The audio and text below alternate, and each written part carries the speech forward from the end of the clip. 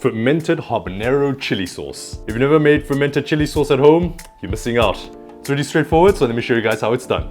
So I got a whole bunch of spare habanero chilies. Now you can use any other chilies that you have lying around, mix and match them however you like. They're all gonna work really well, and it's a perfect way to cut down on waste and preserve these bad boys. First, we're gonna remove the stem, chop them in half. Now, the most important aspect to lacto fermentation is the salt to water ratio. Since for lacto fermentation, we're usually looking for 2% of whatever weight you're fermenting to be in salt. You can weigh how much water you're using and just calculate 2% of the amount of water you're using and add that in salt. So here I have 500 milliliters and 2% of that will be 10 grams.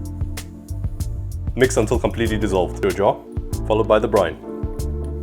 Ideally, you'll want something to press it down so that none of it is exposed to the air. Place a lid on it and let it ferment for up to 5 days to 2 weeks. The longer you let it ferment, the more sour it's gonna get. That's pretty much up to you. 5 days, this is what it'll look like. The liquid at the bottom you see will turn slightly cloudy and the smell nice and fermented and very fragrant. If, however, it smells kind of funky or rancid in any way, shape or form, toss the whole thing, because unfortunately, you done goofed and it's no longer edible. But if you've done things correctly, it'll smell incredible. First thing we gotta do is strain the brine and transfer this into a food processor.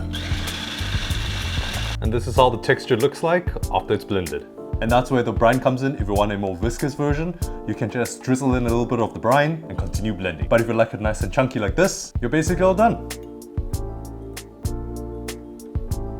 If you like jazzing it up, you can always add in a little bit more sugar, vinegar, what other flavorants you want to enhance the flavor of the chili sauce. But by itself, from the fermentation, it is already jam-packed with flavor and will boost whatever you're eating to the next dimension.